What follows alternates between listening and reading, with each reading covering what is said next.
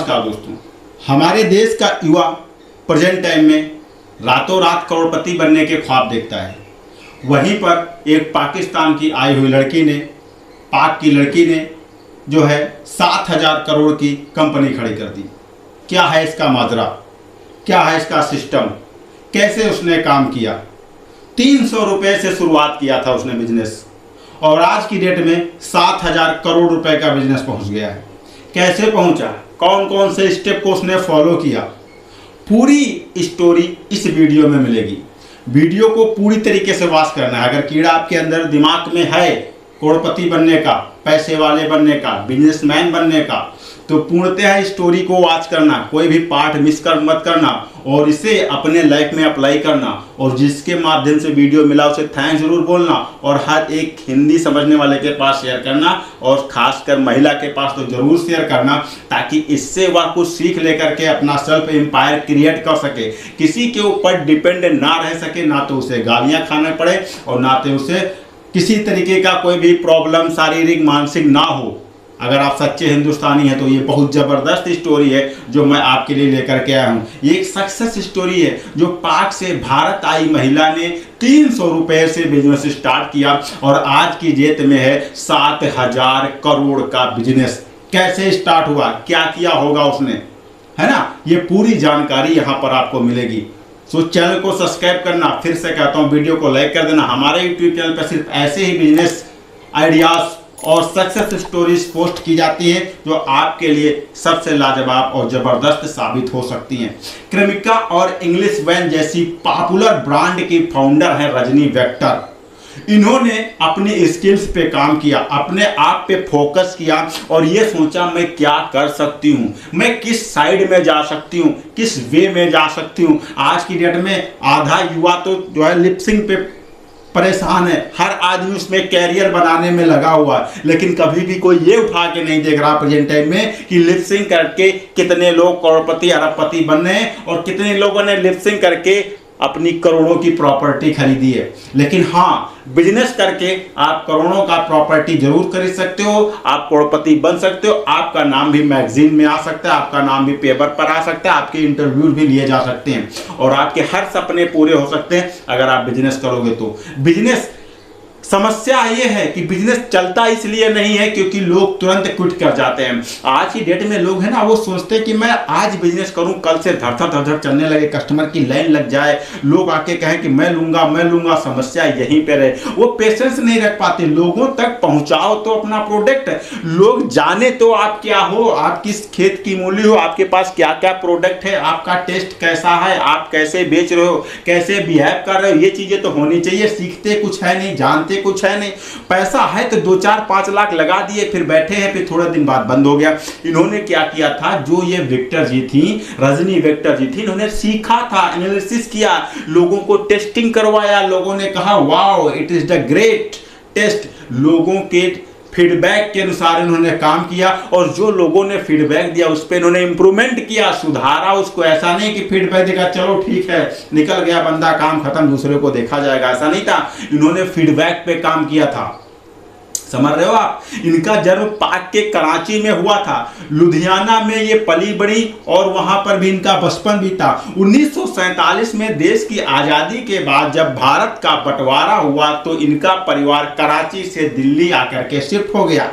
इनके परिवार को ब्रिटिश भारत सरकार में कई उच्च पदों पर नियुक्त किया गया था। मिरांडा हाउस से इन्होंने अपनी स्नातक तक की पढ़ाई कंप्लीट की और 17 साल की उम्र में ही इनकी शादी करवा दी गई। सबसे अच्छी बात यह थी कि इनकी शादी जो 17 साल की एज में हुई थी एक व्यवसायी परिवार में हो गई थी। व्यवसायी परिवार का मतलब ये था संगत से गुण होते हैं, संगत से गुण जाएं। अगर आपकी संगत किसी बिजनेसमैन की है तो आप एक बिजनेसमैन बन जाओगे, अगर आपकी संगत एक चोर की है तो आप एक चोर बन जाओगे, अगर आपकी संगत एक नशेड़ी की है तो आप एक नशेड़ी बन जाओगे। ये डिपेंड करता है कि किस पे कौन भारी पड़ता है। आप बहुत अच्छे आदमी हो, आपकी चोर की संगत करते हो, लेकिन अगर आपके अंदर वो पावर है ना, आप उस चोर के ऊपर भारी पड़ गए रत्नाकर की तरीके से, जिसने जो है नंबरी डाकू था और मुनि ने क्या किया था, उसका ब्रेन परिवर्तन कर दिया था। तो आप उस पर अगर भारी पड़ गए तो आप बदल दोगे, यानी अगर वो भारी पड़ गया तो आपको कन्वर्ट कर लेगा अपने में।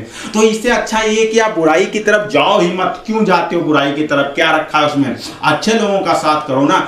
आपने एक सक्सेस स्टोरी सुनी होगी, एक लड़का था जो 1 महीने तक एक होटल में सफाई का काम करता था, और सफाई का काम करने के बाद जब उसे 31 तारीख को सैलरी मिलती थी, वो जाता था एक 5 स्टार होटल में, एक दिन में वो चाय पी करके चलाता था पूरी सैलरी का। लोग कहते थे यार बहुत पागल आदमी है, घर में पैसा नहीं दे रहा, अपने घर के परिवार का खर्चा नहीं चला रहा है, और ये जाता पूरे दिन की सैलरी लेकर के जाता है, एक दिन में एक चाय में उड़ा करके चलाता है। आखिर इससे तुझसे क्या मिलता है? 7 से 8 हजार की एक चाय पीता है, और 7 से 8 हजार रुपए का आप कम से कम जो है 5-7 हजार चाय हो जाएंगी। तो बाहर क्यों नहीं पी लेता? वो किसी की बात नहीं सुनता था, सिर्फ चला जाता था। फिर एक दिन ज्यादा जब उसके ऊपर परिवार वालों ने दबाव डाला, उसके इष्ट मित्र ने दबाव डाला, तो उसने ये कहा कि मैं वहां पर सुनने ये जाता हूं कि जो करोड़पति अरबपति लोग हैं वो कौन सी बातें करते हैं, वो किस तरीके से रहते हैं, वो जब आपस में इकट्ठा होते हैं तो कैसी बातें करते हैं, मैं ये सुनने के लिए जाता हूँ। क्या करते हैं वो, किस तरीके से अपने आप को इम्प्रूव करते हैं।